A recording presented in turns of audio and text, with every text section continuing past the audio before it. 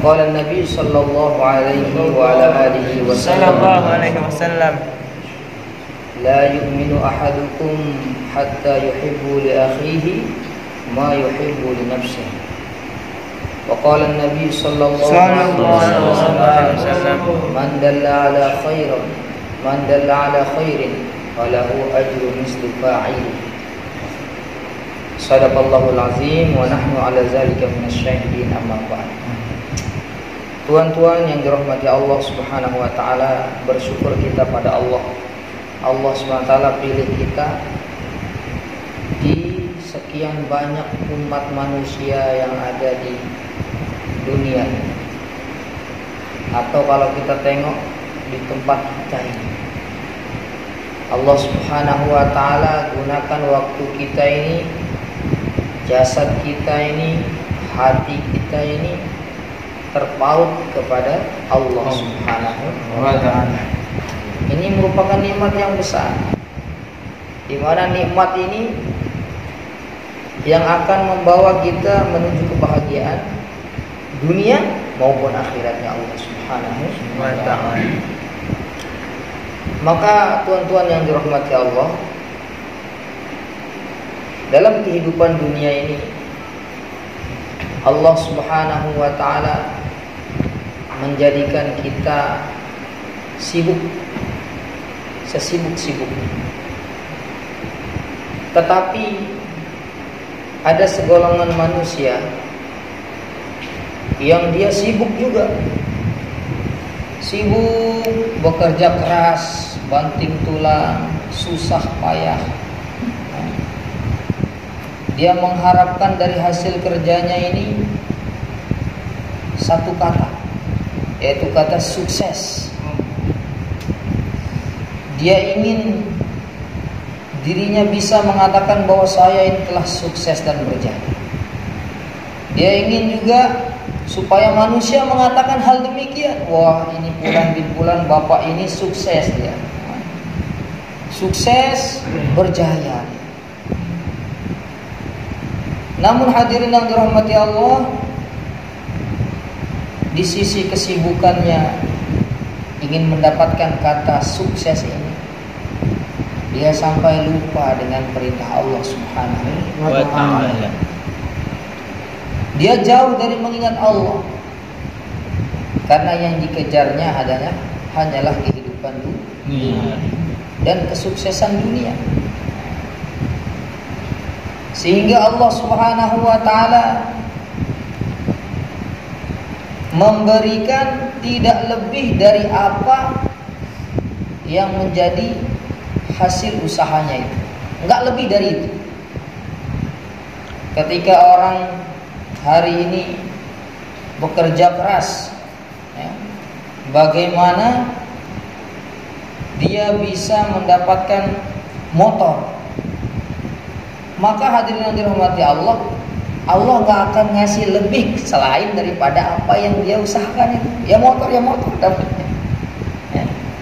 Hari ini ada orang berusaha susah payah banting tulang supaya dia bisa dapat rumah. Ya nggak akan lebih yang akan dia dapatkan selain daripada rumah itu.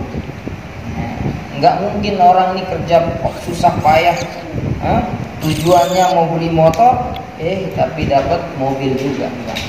Motor dapat, mobil dapatnya. Jadi kerja dunia ini sesuai dengan apa yang kita usahakan, itulah hasilnya. Maka hadirin yang dirahmati Allah, Allah ingatkan di dalam Al-Quran, wa man a'rada an zikri fa inna lahu ma'isyatan dhanka. Barang siapa yang lalai dari mengingatku, kata Allah, sibuk dengan urusan dunianya, tujuan dunianya yang dia kejar, lupa dia pada Allah, fa inna lahu ma'isyatan dhanka, maka sungguh kata Allah Subhanahu wa taala, aku akan berikan dia kehidupan yang sempit. Sempit sesempitnya, hadirin. Masyaallah. Sempit. Dijadikan segala sesuatu yang dia inginkan di dunia ini terasa sukar, susah. Aduh. Semua serba ada masalah terus demi masalah. Maka hadirin yang dirahmati Allah, di dunia saja dia seperti itu, bagaimana di akhirat? Allah Subhanahu wa taala ingatkan, wujuhun yawma idzin khashi'ah. Nanti di akhirat itu akan ada wajah yang tertunduk, hina, nyesel. Kenapa? Amilatun nasibah. Karena dia bawa satu usaha dulu di dunia yang hanya lelah saja yang dia dapatkan. Lelah saja, nggak ada dapat apa-apa. Wujuhun yawma idzin khashi'ah amilatun nasibah tasla naran hamiyah. Kemudian dia akan dimasukkan ke dalam api yang sangat panas. Tusqa min ainin aniyah. Di situ dia nggak dikasih minum kecuali dengan air yang mendidih panas. Tusqa min ainin aniyah. Laisa lahum ta'amun illa min dhari. Mereka tidak diberi makan, tidak juga diberi minum. Laisa lahum ta'amun illa min dhari. Tusqa min ainin aniyah, laisa lahum ta'amun illa min dhari. La yusminu wa la yughni min ju'. Dia tidak diberi makan kecuali dengan makanan yang berduri, kata Allah SWT. Laisa lahum ta'amun illa min dhari. Enggak dikasih makan kecuali dengan makanan yang berduri. Allah. La yusminu wa la yughni min ju'. Makanan itu tidak buat dia gemuk, tidak buat dia juga keluar dari lapar. Enggak kenyang. Udah enggak gemuk, enggak kenyang. Ya Allah. Tapi hadirin yang dirahmati Allah, inilah kehidupan dunia yang menyibukkan kita ini. Maka Allah Subhanahu wa taala firmankan, dan Allah ingatkan kepada kita ini, jangan sampai kita mengukur kesuksesan itu hanya dari dunia. Yang namanya sukses ini, kata Allah Subhanahu wa taala, bukan jikalau kita sudah mendapatkan harta benda yang banyak. Bukan dikatakan sukses kalau kita sudah mendapatkan jabatan yang tinggi. Bahkan ini merupakan satu satu asbab. Apakah asbab kemuliaan atau asbab kehancuran? Tapi Allah Subhanahu wa taala ingatkan kepada kita, "Fama zuhziha 'anil nar wa udkhilal jannata faqad faz." Barang siapa yang diselamatkan daripada azab api neraka, dimasukkan ke dalam surganya Allah Subhanahu wa taala, faqad faz. Itu dia orang yang sukses, kata Allah. Jadi ukuran sukses manusia ini diukur oleh Allah dari segi akhirat. Karena dunia ini tempat persinggahan. Mau sesukses apapun kita akan tinggalkan. Ya. Mau setinggi apapun jabatan kita, kita akan tinggalkan. Mau tidak mau kita pasti akan tinggalkan. Namun hadirin yang dirahmati Allah, ada segolongan manusia yang dia juga kerja keras, lagi kepayahan, sungguh-sungguh dia buat. Tidak jarang orang memandang dia hina, tidak jarang orang mencaci maki dia karena usahanya itu.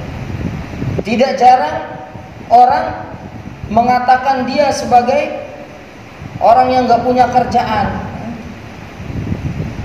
Apa itu dibuat-buatnya? Gak ada manfaatnya sama sekali. Namun karena kerja yang dia buat itu adalah sesuai dengan kehendak Allah, kerjanya para nabi, kerjanya para sahabat, maka hadirin yang dirahmati Allah, bukan sedikit yang dia dapatkan. Kalau tadi dunia kita usaha satu, maka satu yang kita dapat. Tapi kalau usaha ini, usahanya para nabi, usahanya para sahabat, yang kita buat, hadirin yang dirahmati Allah, bukan sedikit yang kita dapatkan. Bahkan hadirin yang dirahmati Allah, dia mendapatkan lebih baik daripada dunia dan seisinya. Agharwatun aw rahatun fi sabilillah khairun minad dunya wa ma fiha. Sepagi sepetang dia duduk di jalan Allah, sepagi sepetang dia berada di jalan Allah. Mana jalan Allah, Pak? Majelis ilmu, duduk dengar ceramah itu jalan Allah. Duduk baca Quran jalan Allah. Berangkatnya kita dari rumah ke masjid itu jalan Allah. Sepagi sepetang, sepagi saja dia berangkat di jalan Allah. Sepagi saja dia berada di jalan Allah. Apalagi sepetang lagi, sepagi atau sepetang. Itu lebih baik dari mendapatkan dunia dan seisinya. Allah. Ya? Lebih baik daripada mendapatkan dunia dan seisinya. Dan sifatnya yang dia dapatkan adalah sesuatu yang kekal. Melangkah dia dari rumah menuju masjid Allah, mendengarkan panggilan azan. Apa kata Nabi sallallahu alaihi wasallam? Kanat khutwatahu ihdahuma. Tahuttu khati'atan wal ukhra turfa'u darajatan. Satu langkah dia menaikkan derajatnya di sisi Allah Subhanahu wa taala, satu langkah kaki kirinya ini menghapus dosanya. Allah. Berapa langkah Bapak jalan dari rumah ke masjid?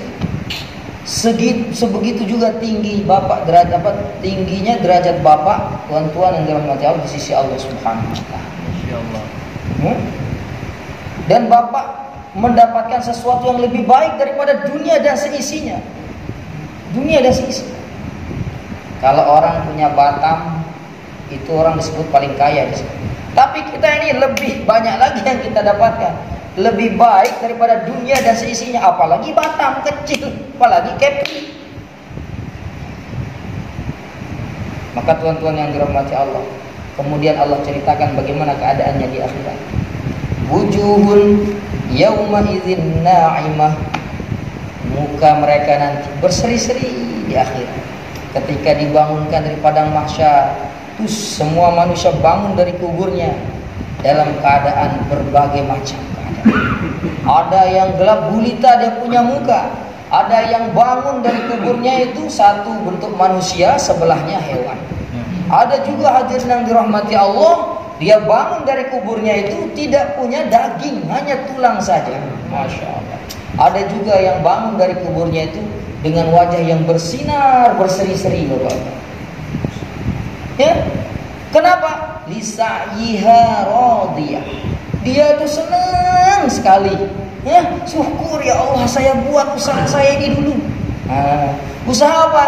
Usahanya Nabi, usahanya para sahabat tetap berada di jalan Allah Subhanahu wa taala. Semoga kita bersedia insyaallah. Insyaallah. Dan Tuhan yang dirahmati Allah, senantiasalah berbeda dan apa.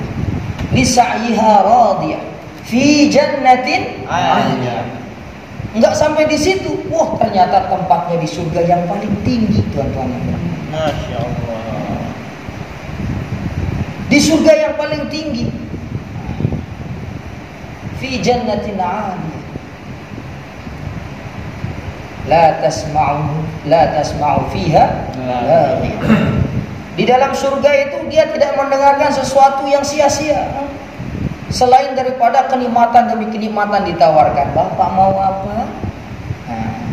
Bapak mau apa? Bapak mau apa? Nikmat terus. Nikmat terus yang dia dapatkan. Tonton yang dirahmati Allah. Perkara ini merupakan perkara yang pasti kita akan temui nanti. Mau tidak mau, suka tidak suka, lambat, cepat atau lambat, kita pasti akan menuju kepada akhiratnya Allah Subhanahu wa taala. Karena perjalanan kita di dunia ini adalah perjalanan menuju akhirat. Perjalanan kita di dunia ini adalah perjalanan menuju akhirat. Kemana saja arah kita, hakikatnya kita sedang berjalan menuju akhirat. Mau kita melangkah ke kiri, ke kanan, semuanya menuju akhirat. Semuanya menuju akhirat. Tak terasa sekarang umur kita ada sekian. Maka macam mana kita ingat saya ini sedang berjalan menuju akhirat. Kemudian kita tanyakan dalam diri kita, sudah sejauh manakah persiapan saya menuju akhirat? Maka Nabi SAW berikan kita contoh, ya. macam mana kita meniti kehidupan ini, nah, supaya kita ini bahagia dunia dan akhirat.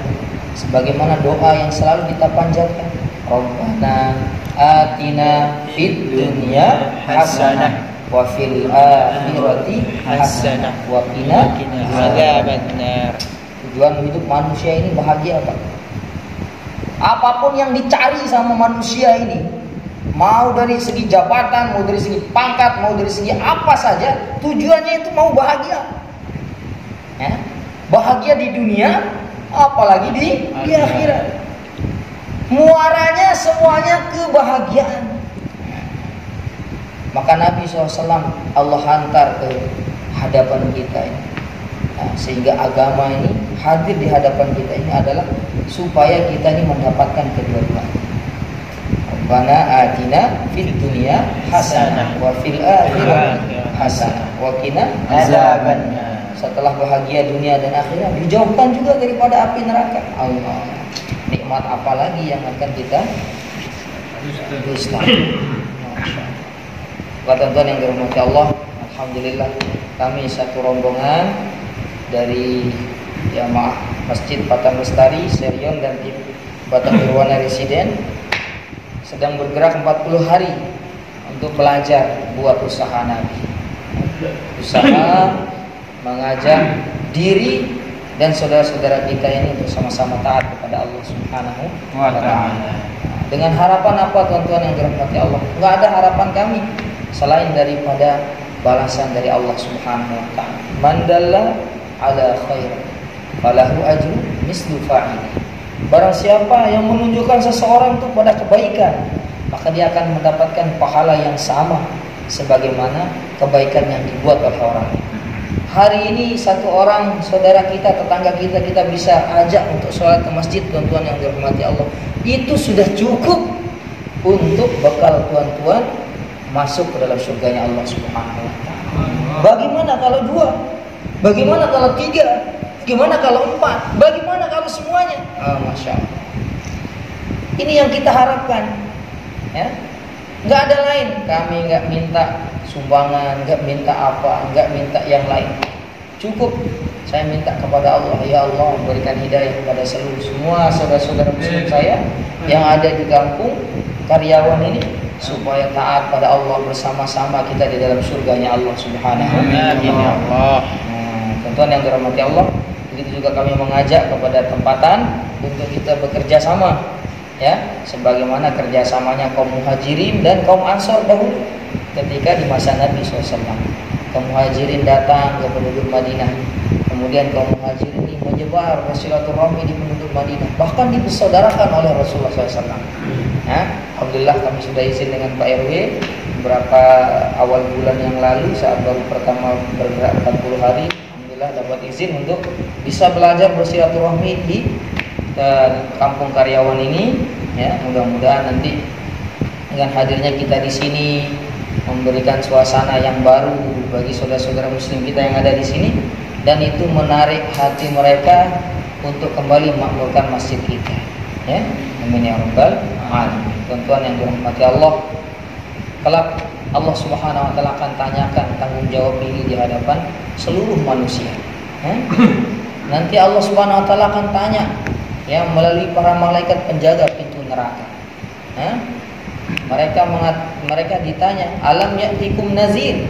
Ketika masuk ke dalam neraka, kullama ulqiya fiha faujun sa'alahum khazanatuha. Setiap kali penduduk neraka itu dimasukkan, dilempar ke dalam neraka ini, faujun sa'alahum khazanatuha. Penjaga pintu-pintu neraka itu bertanya kepada ahli neraka, alam ya'tikum nazir? Kenapa kamu bisa masuk ke dalam neraka ini? Dulu nggak ada yang ngingetin kamu. Gitu. Mereka akan tanya seperti itu, alam ya'tikum nazir? Dulu nggak ada yang ngingetin kamu, yang ngajakin kamu, yang ceramahin kamu, atau yang ngingetin kamu? Mereka akan menjawab, qalu bala qad ja'ana nazir. Oh, wahai para malaikat, benar, tentu saja. Dulu ada tetangga saya ngajak saya ke musola ini. Tapi saya bilang, alah, nggak berangkat lagi kamu sendiri dulu. Lagi capek sibuk saya ini. Qalu bala qad ja'ana nazir. Datang dulu orang yang ngingetin saya, ketuk pintu saya, tok. Assalamualaikum tuan-tuan yang dirahmati Allah. Soalnya, ayolah Pak, kita ke masjid. Itu kasihan musola nggak ada yang ngisi. Selain kita siapa lagi? Anak-anak kita bawa, mudah-mudahan nanti bisa menjadi pengganti kita. Itu Pak. Mereka kita akan ditanya, orang penduduk ahli neraka akan ditanya, apakah dulu ada yang ngingetin kamu? Ada yang ngajak kamu? Ada yang nasihatin kamu? Ada yang megang tangan kamu? Ayo kita ke musola. Nah, sholat. Apakah dulu nggak ada yang manggil kamu lewat toa? Allahu Akbar, Allahu Akbar. Hayya 'alas shalah. Ayo kita sholat. Mereka akan berkata, qalu bala qad ja'ana nazir. Ya Allah, tentu dulu banyak yang ngingetin saya. Fakazzabna. Tapi saya dustakan mereka. Aduh, fakazzabna. Udah kamu aja dulu sini. Soalim kamu ini. Ada nggak yang belum gitu Pak? Saudara-saudara kita itu. Soalim kamu, alurkan sana. Dia sibuk nih lah besok. Titip ya sholatnya, titip. Ada juga yang bilang gitu. Titip ya sholatin saya. Macam orang mau mati aja mau disolatin. Gitu tuan-tuan yang dirahmati Allah. Fakazzabna, mereka kami dustakan mereka. Wa qulna ma nazzalallahu min syai'in in antum illa fi dhalalin kabir. Lalu saya juga bilang sama mereka, nggak pernah Allah nyuruh kamu kayak gini nih. Bid'ah kamu itu kayak gitu. Dolal kamu, sesat kamu itu. Segitu kan mereka. Tuh kata penghuni neraka di dalam surat Al-Mulk. Coba dibaca nanti di situ terjemahannya, tengok. Kalau nggak percaya, bukan kata saya, kata Allah, firman Allah Subhanahu wa taala. Jadi inilah yang mesti harus menjadi target kita. Jangan sampai mereka mengatakan nggak ada dulu yang datang ke saya, ya Allah. Boro-boro mau ngetuk pintu saya, dia lewat depan saya ke musola itu diam aja dia. Ngajak saya juga enggak. Kalau dia bilang begini, bahaya kita tuan-tuan yang dirahmati Allah. Ulama katakan kita itu termasuk orang yang muflis, bangkrut, punya amal banyak segunung, pas di depan pintu surga baru melangkah kaki kanan, kaki kirinya ditarik, Pak. Bang, tolong saya Bang. Maka Allah akan tanyakan, ada apa ini? Memangnya kamu punya hak? Nah seperti itu. Ada Pak, ada Pak pula. Ada ya Allah. Dia dulunya ahli ibadah, bolak-balik ke masjid. Tengoknya saya depan pintu rumah saya, nggak diajaknya pula, boro-boro ngingetin. Jadi sekarang di mana? Ya udah, sini saya ambil hak saya. Karena hak saudara muslim itu ada banyak Pak. Kalau dia dekat, saling mencari. Kalau dia butuh nasihat, dinasihati. Kalau dia diundang, datang ke undangannya. Itu hak saudara muslim. Kalau dia butuh nasihat, dinasihati. Ya, kalau dia meninggal dunia, dimandikan, dikafani, disolatkan, dikuburkan. Banyak hak saudara muslim. Maka kita mesti harus tahu hak saudara ini. Kalau dia jauh, kita saling doa.